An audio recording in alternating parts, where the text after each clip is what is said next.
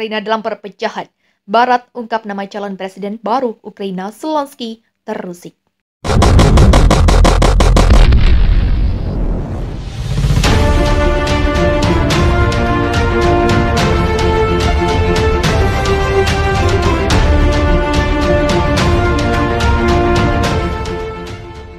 Situasi Ukraina yang dianggap tidak menguntungkan Barat membuat munculnya spekulasi pergantian presiden Ukraina. Namun banyak ahli yang menilai hilangnya beberapa wilayah Ukraina di bawah kekuasaan Rusia membuat negara itu tidak lagi sebagai Ukraina. Perpecahan yang terjadi pada petinggi Ukraina diungkapkan oleh media Barat, antara lain perpecahan Zelensky dan Panglima Angkatan Senjata Valery Zaluzhny. Popularitas Valery Zaluzhny yang semakin meningkat di dalam dan luar negeri membuat gerah Zelensky hingga ia mencoba menyingkirkan jenderal itu. Media Jerman Bild mengatakan ambisi Zaluzhny untuk menjadi presiden membuat Zelensky sangat tidak nyaman. Memuji kepemimpinan dan kecerdasan militernya, Bild memperkirakan bahwa jenderal itu akan menjadi presiden setelah konflik dengan Rusia berakhir. Sementara itu, surat kabar Polandia, Wyborcza, menyebut panglima tertinggi itu sebagai persilangan antara Daud dan Mosa. Zelensky yang terusik berniat untuk menenggelamkan popularitas jenderal itu dengan memberhentikannya dari jabatan Panglima Angkatan Bersenjata Ukraina. Menurut hukum, hanya warga sipil yang dapat memimpin departemen militer, sehingga membuat Zaluzhny harus pensiun atau mengundurkan diri. Laporan juga menyebut media yang dikendalikan oleh Zelensky berupaya untuk merusak kredibilitas jenderal yang sangat populer itu.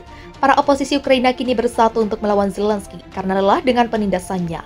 Salah satunya adalah wali kota Kiev, Vitaly Klitschko, yang telah menyatakan dirinya sebagai oposisi dan telah meminta dukungan asing. Vitaly Klitschko menganggap pemerintahan saat ini telah melarikan diri dari pertempuran dan ia telah menerima ancaman pencabutan kewarganegaraan karena dituduh memiliki paspor Jerman meskipun tidak memilikinya.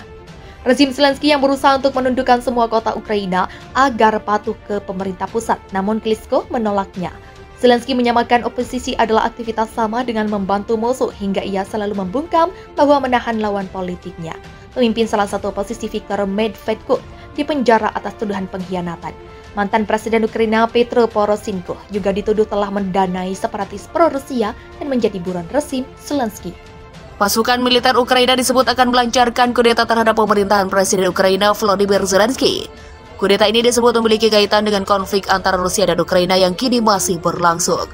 Dikutip Tribun Wow dari RT, prediksi ini disampaikan oleh ex-presiden Rusia Dmitry Medvedev. Ia mengungkapkan akan ada dua skenario yang mungkin terjadi di tengah konflik Rusia-Ukraina. Skenario pertama adalah pasukan militer Ukraina mengkudeta pemerintahan Zelensky demi melakukan negosiasi damai dengan pemerintah Presiden Rusia Vladimir Putin. Sedangkan skenario kedua, kudeta tidak akan terjadi jika pemerintahan Zelensky setuju melakukan perundingan damai mengakhiri konflik dengan Rusia. Prediksi ini disampaikan oleh Medvedev seusai jurnalis media asal Inggris The Guardian memprediksi akhir konflik Rusia di Ukraina dan Ukraina pada Rabu 24 Agustus 2022. Dalam prediksi di The Guardian, terdapat kemungkinan konflik mengalami kebuntuan hingga berkurangnya agresifan kedua belah pihak. Di sisi lain, Direktur Intelijen Nasional Amerika Serikat Avril Haines menyampaikan ada 3 skenario perkembangan konflik antara Rusia dan Ukraina. Dalam 3 kemungkinan ini, Haines menyebutkan untuk saat ini mustahil kedua belah pihak mau berdamai. Dikutip tribunwow.com dari RT News, dari RT.com berikut ini adalah 3 skenario tersebut. 1. Skenario dalam pertama, perang antara Rusia dan Ukraina terjadi berlarut-larut tanpa adanya perkembangan yang signifikan. Skenario kedua, Rusia berhasil menghancurkan satu dari beberapa pasukan terkait Ukraina yang menyebabkan menurunnya kekuatan perlawanan Ukraina. 3. Kemudian skenario terakhir adalah Ukraina mampu bertahan melawan Rusia, bahkan bisa merebut secara perlahan teritori Kherson yang saat ini dikuasai pasukan militer Rusia. Jujur saja saat ini tidak ada kemungkinan untuk kedua pihak setuju melakukan perjanjian damai, kata Haines. Menurutnya, saat ini, Presiden Rusia Vladimir Putin masih memiliki ambisi untuk menguasai lebih banyak teritorial Ukraina. Namun pasukan militer Rusia sendiri kekuatannya telah berkurang drastis karena 4 bulan berperang melawan Ukraina. 5 skenario akhir konflik Rusia dan Ukraina. Dilansir tribunwow.com dari BBC, minggu berikut adalah 5 skenario potensial perkembangan perang Rusia-Ukraina. 1. Gesekan terus berlanjut. Perang ini mungkin berlanjut selama berbulan-bulan jika tidak bertahun-tahun. Momentum bergeser ke sana kemari karena kedua belah pihak sama-sama mendapat untung dan rugi.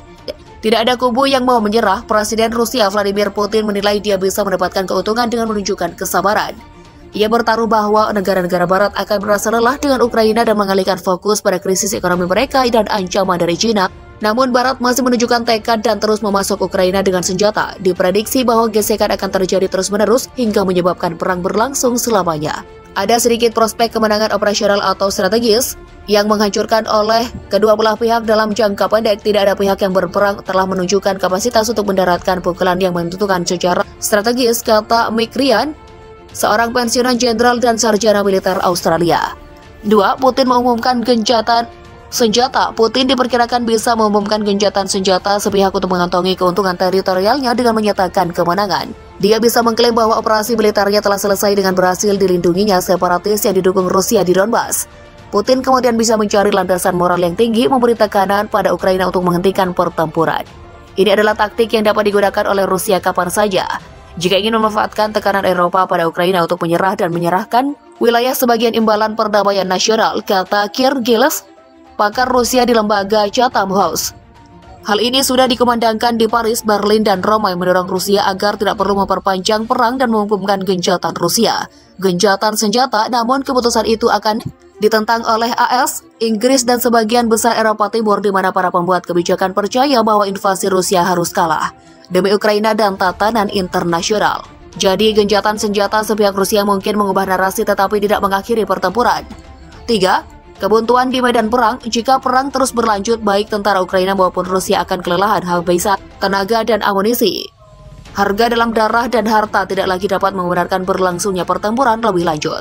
Kerugian militer dan ekonomi Rusia tidak bisa lagi ditutup dengan biaya apapun. Orang-orang Ukraina lelah berat, tidak mau mempertaruhkan lebih banyak nyawa untuk kemenangan yang sulit dipahami.